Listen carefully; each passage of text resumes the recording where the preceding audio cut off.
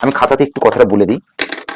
আমি দুটো সংখ্যা ভাবলাম, একটা আছে 14 আর একটি 15।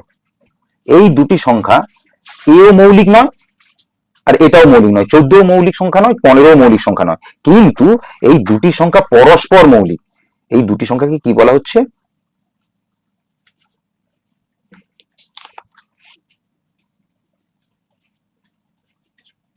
পরস্পর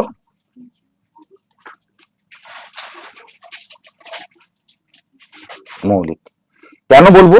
কারণ 14 একে যদি আমরা, আর 15, দেখো 2 7 14, 3 5 15, আমরা 14 যে দুটো গুণনীয়ক পেলাম 2 7, আর 15 গুণনীয়ক পেলাম 3 5।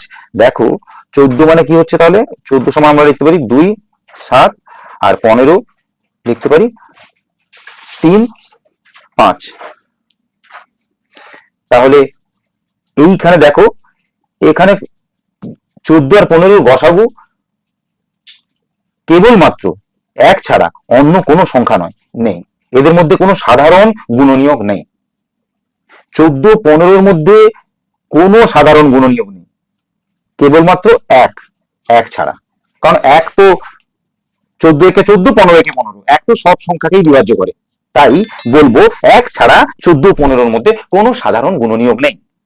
তাহলে 14 15 গসাগু 1 ছাড়া অন্য কিছু হতেই পারে না।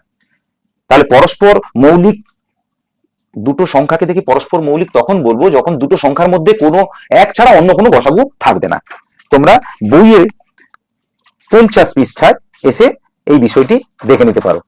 দুটি সংখ্যার গসাগু 1 হলে সংখ্যা দুটি পরস্পর মৌলিক সংখ্যা, এই কথাটা খেয়াল রাখবে।